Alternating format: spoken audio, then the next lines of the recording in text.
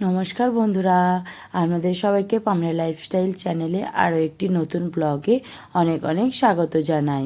আশা করি আপনারা সবাই খুব ভালো আছেন এবং আমরা প্রত্যেকে ভালো আছি। তো আজকে চলে এসেছি আর একটি দুর্দান্ত রেসিপি নিয়ে। রেসিপিটি আপনাদের সামনে শেয়ার করবেন আমার হাজব্যান্ড। প্রথমেই দেখলেন রসুনটা খুব ভালো করে চপ করে নিল, ঠিক আছে। এই দেখুন, আপনারা না পারলে গ্রেটারে করে বা গ্রেটও করে নিতে পারেন। এই যে এবারে আদাটা একই প্রসেসেভাবে ভালো করে চপ করে নেবে। প্রথমে লম্বা লম্বা করে ভালোভাবে কেটে নিয়ে সরু সরু করে তারপরে এবার ছোট ছোট করে কুচি মতন টাইপের করে নিচ্ছে। তো ওদিকেই ভাবছেন যে কোনো কিছু একটা ভালো দুর্দান্ত স্ন্যাক্স মতন রেসিপি তৈরি হতে চলেছে। স্ন্যাক্সও বলতে পারেন আর গ্রেভি টাইপেরও করা হবে, যাতে রুটি বা পরোটার সঙ্গে আপনারা ভালোভাবে খেতে পারেন।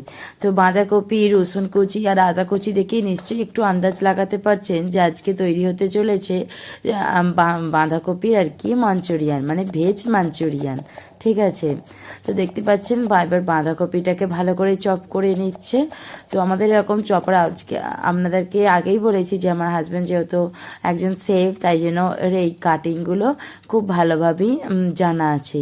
তো আপনারা না যদি পারেন তো আপনারা ওই গ্রেটারের সাহায্যেই বাঁধাকপিটা ভালো করে গ্রেট করে নেবেন, ঠিক আছে।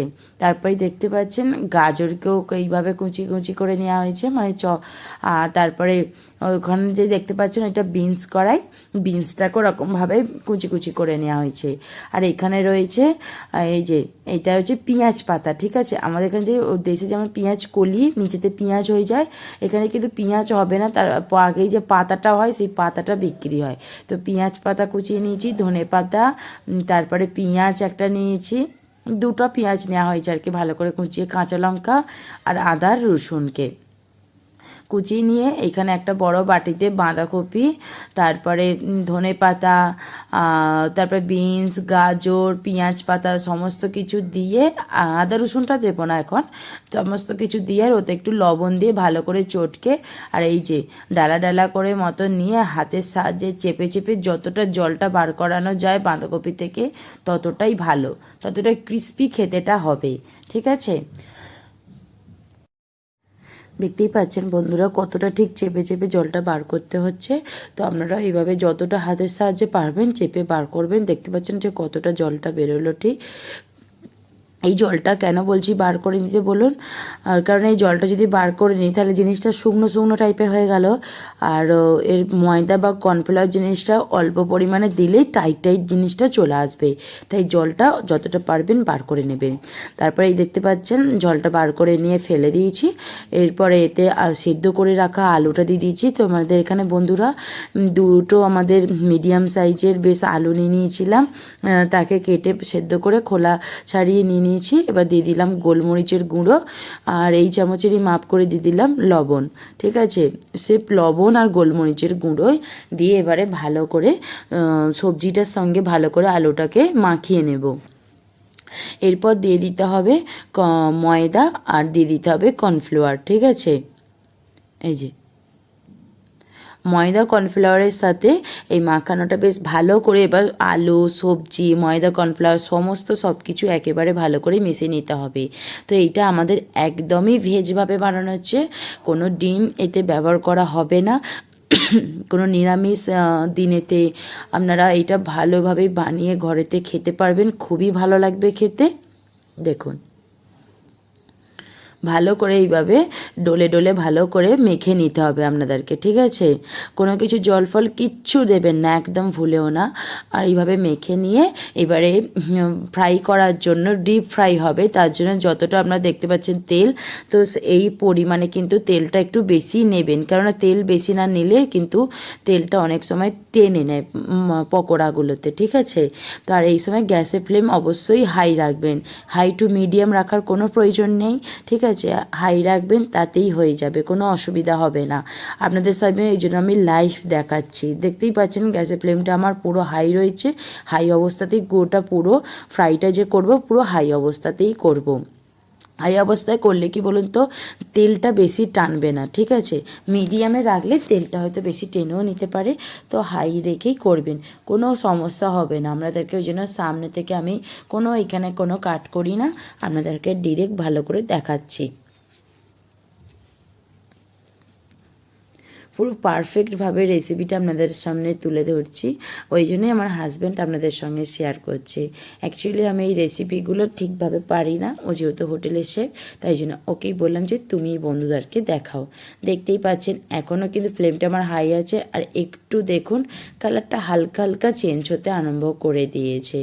যখন ডিপ ব্রাউন কালার মতন হয়ে যাবে তখনই বুঝবো আমাদের ফ্রাই ভালোভাবে হয়ে গেছে। তো এইভাবে খুন্তির সাহায্যে ভালোভাবে আলতো আলতো করে নাড়াবেন, কারণ এখন একটু নরম আছে, যাতে ভেঙে না যায়, ঠিক আছে। দেখতে পাচ্ছেন এবার আরও একটু হয়ে গেছে, আমাদের কালারটা অনেকটাই চেঞ্জ হতে শুরু করে দিয়েছে। এবার একটা ছাঁচার সাহায্যে আমরা সমস্তটা তুলে নিলাম। দেখতে পাচ্ছেন কালারটা কতটা চেঞ্জ হলে আপনাদেরকে সেই সময়তে তুলে নিতে হবে। কালারটা পুরো ডিপ ব্রাউন কালার মতন হলে তখন বুঝে নিতে হবে যে পুরোপুরি ফ্রাইটা আমাদের হয়ে গেছে। এরপর বাকি যেইটা আছে সেইগুলো এবার একে একে করে নেওয়া হবে। এইভাবে হাতের সামনে যেমন মুঠো করেছে, খাবার যেমন মুঠো করে খায় না, সেরকমভাবে করে এগুলো একে একে ফ্রাই করে নিতে হবে। এই দেখুন, তো ফ্রাই হতে হতেই তো আমরা অনেক পকোড়ার মতন খেতে লাগছে বলে আমি আমার একটা পাশের বাড়ি আর কি বোন এসেছিলো, তো তার আমাদের কিন্তু অনেকগুলোই খেয়ে নিয়েছি বন্ধুরা। এরপর দেখতে পাচ্ছেন গ্রেভিটা করা হচ্ছে, ঠিক আছে।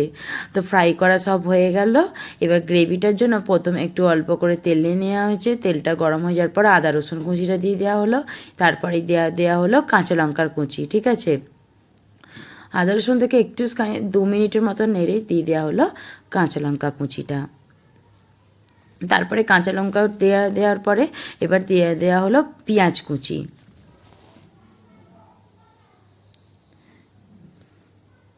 তো পেঁয়াজটা হালকা মতন একটুখানি ভেজে নেবার পর, তো বন্ধুরা আমাদের এই রান্নার রেসিপিগুলো আপনাদের কেমন লাগছে, আমাদের এই ভ্লগগুলো কেমন লাগছে, তা আমাদের চ্যালেঞ্জিং ভিডিওগুলো কেমন লাগছে, তো সমস্ত কিছু আপনারা কমেন্টের মাধ্যমে অবশ্যই লিখবেন। আর ভালো লাগলে ভিডিওগুলো একটি লাইক করতে ভুলবেন না, শেয়ার করে দেবেন। আর চ্যানেলে নতুন হলে চ্যানেলটি সাবস্ক্রাইব করে পাশে থাকা বেল আইকনটি ক্লিক করে রাখবেন। আমি যখনই ভিডিও আপলোড করি তার জন্য প্রথম আপনার ফোনে নোটিফিকেশান পৌঁছে যায়, ঠিক আছে। তো আপনাদের সঙ্গে গল্প করতে করতে দেখুন এখানে আমাদের চিলি ফিশটা দেওয়া হয়ে গেল। এরপর দিয়ে দেবো সয়া সস, ঠিক আছে। তো সামান্য একটুখানি আমাদের জল দিতে লাগলো, কারণ আমাদের একটু গ্রেভি টাইপের চাই, আর রুটি বা পরোটা দিয়ে খাবো, তো তার জন্য একটুখানি গ্রেভি করার জন্য সামান্য একটুখানি আপনারাও জল দিয়ে দেবেন। জলটা দিয়ে দিলে পকোড়াগুলো যখন দেবো এই জলটা তখন টেনে নেবে। তারপরে দিয়ে দিলাম টমেটো সস দেওয়ার পরে আর একটুখানি আমরা জল দিয়ে দিলাম। আর যে দেখতে পাচ্ছেন ফুটে ওঠার পরেই দিয়ে দিতে হবে ধনে পাতা কুচি এবং পেঁয়াজ পাতা কুচি।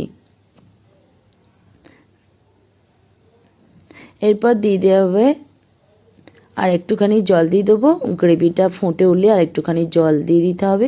এই জলটা ফুটে উঠলেই দিয়ে দিতে হবে পকোড়াগুলো, ঠিক আছে।